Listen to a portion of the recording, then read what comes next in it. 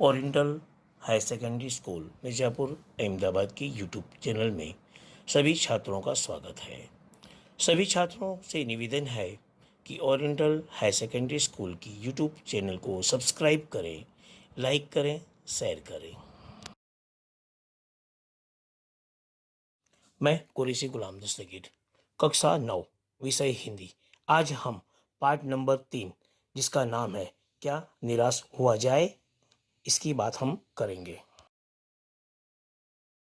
आज हम part number 3, क्या निराश हुआ जाए, इस पाठ की चर्चा करेंगे। इसके लेखक हैं हजारी प्रसाद त्रिवेदी जी और इसका साहित्य प्रकार है निबंध। क्या निराश हुआ जाए, इस निबंध के लेखक है हजारी प्रसाद त्रिवेदी जी, जिनका जन्म 1907 ईस्वी सन, निधन सन 1979 ईस्वी सन में हुआ। आचार्य हजारी प्रसाद त्रिवेदी का जन्म उत्तर प्रदेश के बलिया जिले के डूबे का छापरा नामक गांव में हुआ था। पारिवारिक परंपरा अनुसार संस्कृत का अध्ययन शुरू करके उन्होंने हिंदू काशी विद्यालय से ज्योतिषाचार्य की परीक्षा उत्तीर्ण की। गुरुदेव रविंद्रनाथ के आश्रम में 1940 ईस्वी सन से 1950 ईस्वी सन तक हिंदी भवन के निर्देशक रहे। तत्पश्चात काशी हिंदू विश्वविद्यालय, वाराणसी एवं पंजाब विश्वविद्यालय चंडीगढ़ में हिंदी विभाग के प्रोफेसर तथा अध्यक्ष पद पर कार्य किया। भारत सरकार ने उन्हें पद्म भूषण की उपाधि से सम्मानित भी किया गया। हिंदी साहित्य जगत में द्विवेदी जी एक निबंधकार, उपन्यासकार, समालोचक तथा शोधकर्ता, इतिहासकार के रूप में प्रचलित हैं। अशोक के फूल, विचार प्रवाह, कुटज, कल्पलता आदि निबंध संग्रह हैं।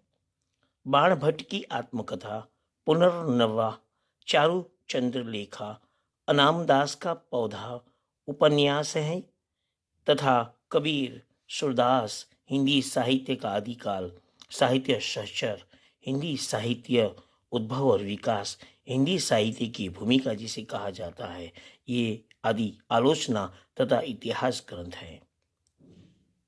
प्रस्तुत निबंध में द्विवेदी जी ने यह समझाया है कि तत्कालीन भारतीय समाज में व्याप्त अनाचार केवल बाहरी स्तर पर है।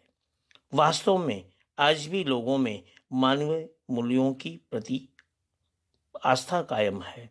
अपने जीवन में घटित कुछ घटनाओं के द्वारा बताया है कि हमें निराश नहीं होना चाहिए, अपितु हमें जीवन के प्रति आस्थावान बने रहना चाहिए। इस कहानी के सार की बात बता दूं, आज का वातावरण कैसा है। तो आज हम देखते हैं कि आज चारों तरफ चोरी, ठगी, डकैती, तस्करी और भ्रष्टाचार की घटनाओं की बोलबाला है। अखबार झूठी घटनाओं से भरे रहते हैं। ऊंचे पदों पर बैठे लोगों के चरित्र भी दोषपूर्ण दिखाई देते हैं। कोई कुछ भी करता है तो लोग उसमें दोष खोजने लगते हैं। परिश्रम करने वालों की हालत बुरी है और परिश्रम न करने वाले फल फूल रहे हैं। पुराने और नए टकराव की बात बता दूं, युग बदलता है तो आदर्श भी बदलते हैं। पुराने कायदे कानून की जगह नए कायदे कानून आते हैं, उनमें अंतर तो होता ही है। आज की स्थिति भी कुछ ऐसी ही है, इसमें कुछ नया नहीं है। हर परिवर्तन के बाद ऐसा ही होता है। भारत का आदर्श, उसके बारे में बताना चाहूँगा। भारत ने कभी भौतिक वस्तुओं के संग्रह को महत्व नहीं दिया है। हमारे यहाँ अध्यात्म को ही महत्व दिया गया है। मनुष्य में लोभ, मोह, काम, क्रोध आदि विकारों का होना स्वाभाविक है, पर भारत ने इन पर संयम रखने पर जोर दिया है। लक्ष्य की उपेक्षा का परिणाम, आज देश में कृषि, उद्योग, वाणिज्य, शिक्षा आदि क्षेत्रों में विकास होना चाहिए, परंतु जिन लोगों पर उनके विकास की जिम्मेदारी है वे लक्ष्य को भूल गए हैं। वे देश हित को भूलकर अपनी सुख सुविधा जुटाने में लगे हुए हैं। वे भारत के पुराने आदर्श को भूल गए हैं। पुराने आदर्श नष्ट नहीं हुए, उसकी बात बताना चाहूँ मैं। देश में आज भी धर्म को कानून से बड़ा माना जाता है। सेवा, ईमानदारी, सच्चाई और आध्यात्मिकता के मूल्य आज भी बने हुए हैं। इस कहानी में टिकट बाबू की ईमानदारी की बात भी बताई है, तो उसके बारे में बताना चाहूँगा। लेखक ने एक बार रेलवे टिकट खरीदते समय टिकट बाबू को 10 रुपये की जगह 100 रुपये का नोट दे दिया, लेकिन टिकट बाबू ईमानदार था। उसने रेल के डिब्बे में लेखक को खोजकर उसे 90 रुपये लौटाकर अपनी ईमानदारी का परिचय दिया। इस कहानी में बस कंडक्टर की सज्जनता के बारे में भी लिखा है। एक बार लेखक अपने परिवार के साथ बस द्वारा यात्रा कर रहे थे। रात को जंगल में गुजरते समय बस खराब हो गई। बस कंडक्टर साइकिल लेकर चला गया। बस यात्री ड्राइवर पर अपना गुस्सा निकालने लगे। वे उसे मारने के लिए तैयार हो गए। लेखक ने किसी तरह समझा बुझाकर उन्हें रोका। इतने में बस कंडक्टर नई बस लेकर आया।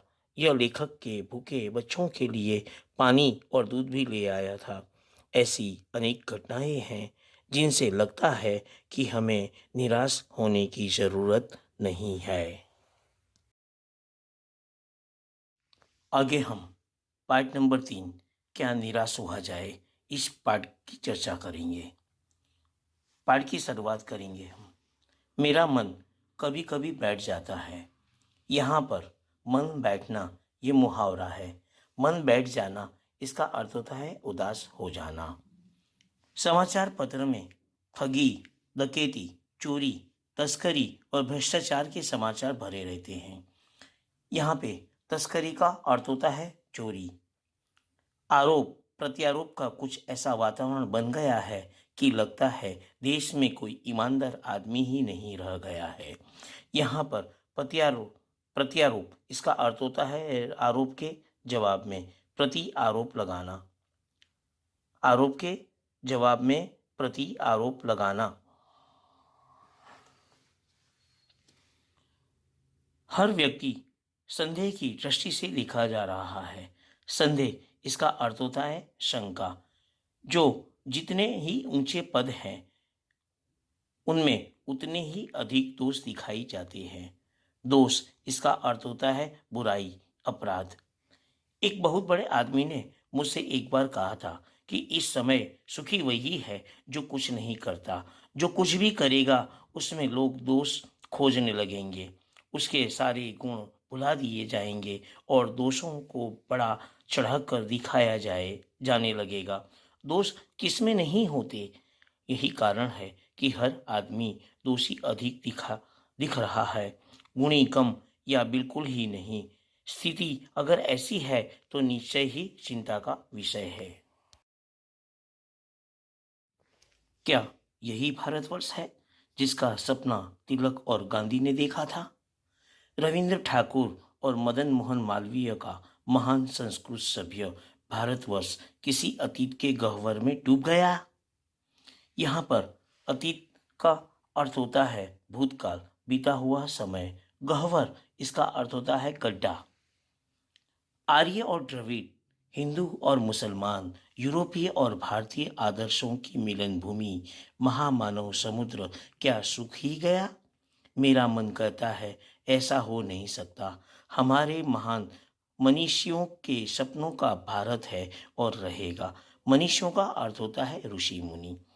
यह सही है कि इन दिनों कुछ ऐसा माहौल बना है कि ईमानदारी से मेहनत करके जीविका चलाने वाले निरीह और भोले भाले श्रमजीवी पिस रहे हैं और झूठ तथा फरेब का रोजगार करने वाले फल फूल रहे हैं। यहाँ पर माहौल का अर्थ होता है वातावरण। जीविका इसका अर्थ होता है रोजी। निरीह इसका अर्थ होता है निर्दोष, भोला भाला। फरेब इसका अर्थ होता है धोखा। ये फल फूलना ये मुहावरा है। इसका अर्थ होता है विकसित होना, समृद्ध होना। ईमानदार को मूर्खता का पर्याय समझा जाने लगा है। सच्चाई केवल भीरू और बेबस लोगों के हिस्से पड़ी है। यहाँ पर भीरू का अर्थ होता है डरपोक, कायर। ऐसी स्थिति में जीवन के महान मूल्यों के बारे में लोगों की आस्था ही हिलने लगी है। यहाँ पर आस्था का अर्थ होता है विश्वास, श्रद्धा। परंतु ऊपर ऊपर जो कुछ दिखाई दे रहा है वो बहुत ही हाल की मनुष्य निर्मित नीतियों की त्रुटियों की देन है। यहाँ पर मनुष्य निर्मित इसका अर्थ होता है मनुष्य द्वारा बनाई गई। त्रुटि इसका अर्थ होता है भूल, गलती। सदा मनुष्य बुद्धि नई परिस्थितियों का सामना करने के लिए नए सामाजिक विधि निषेधों को बनाती है। उनके ठीक साबित न होने पर उन्हें बदलती है। विधि नियम इसका अर्थ होता है कोई काम करने या न करने का निर्देश। नियम कानून सबके लिए बनाए जाते हैं, पर सबके लिए कभी कभी एक ही नियम सुखकर नहीं होते।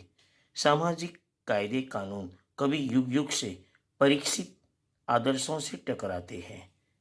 इससे ऊपरी सतह आलोदित भी होती है। पहले भी हुआ है, आगे भी होगा, उसे देखकर हताश हो जाना ठीक नहीं है। यहाँ पर परीक्षित इसका अर्थ होता है कसौटी पर खरे उतरे हुए। आलोदन इसका अर्थ होता है मथना। हताश इसका अर्थ होता है निराश, दुखी। सतह इसका अर्थ होता है भाग। हताश। भारतवर्ष ने कभी भी भौतिक वस्तुओं के संग्रह को बहुत अधिक महत्व नहीं दिया है। उसकी दृष्टि से मनुष्य के भीतर जो महान आंतरिक तत्व स्थिर भाव से बैठा हुआ है वही चरम और परम है। यहाँ पर आंतरिक इसका अर्थ होता है भीतरी, स्थिर इसका अर्थ होता है अचल, अटल, चलित। लोभ, मोह, काम, क्रोध आदि विकार मनुष्य में स्वाभाविक रूप से विद्यमान रहते हैं, पर उन्हें प्रधान शक्ति मान लेना और अपने मन तथा बुद्धि को उन्हीं के इशारे पर छोड़ देना बहुत निकृष्ट आचरण है। यहाँ पर मोह का अर्थ होता है माया, लगाव। विद्यमान इसका अर्थ होता है उपस्थित, हाजिर। प्रधान इसका अर्थ होता है मुख्य। आचरण इसका अर्थ होता है चाल चलो। भारतवर्ष ने कभी भी उन्हें उचित नहीं माना। उन्हें सदा संयम और बंधन में से बांध कर रखने का प्रयत्न किया है, परंतु भूख की उपेक्षा नहीं की जा सकती, बीमार के लिए दवा की उपेक्षा नहीं की जा सकती, गुमराह को ठीक रास्ते पर ले जाने के उपायों की उपेक्षा नहीं की जा सकती। यहाँ पर संयम इसका अर्थ होता है मन को काबू में रखना। उपेक्षा इसका अर्थ होता है अवहेलना, उदासीनता। गुमराह इसका अर्थ होता है रास्ता भूला हुआ।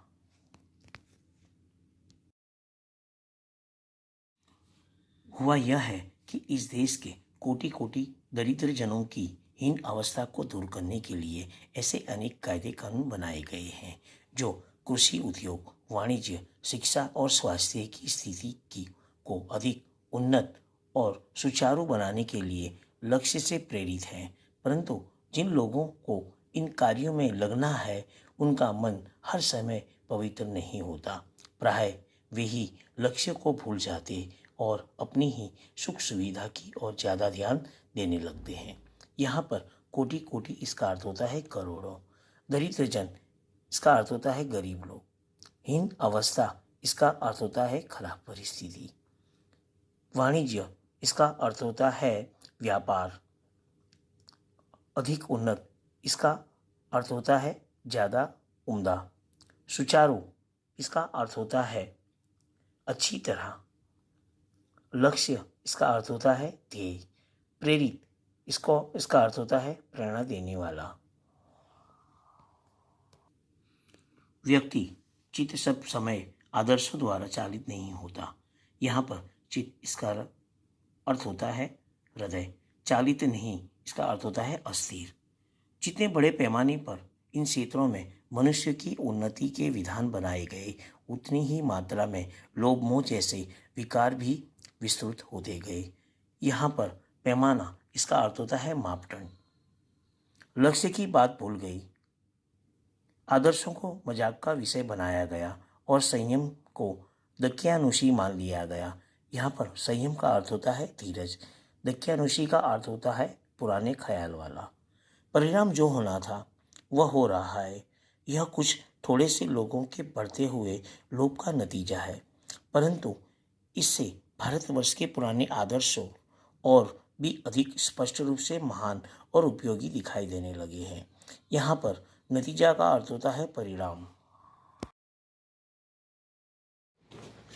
आज हम क्या निराश हुआ जाए इस निबंध को यहाँ तक रखेंगे।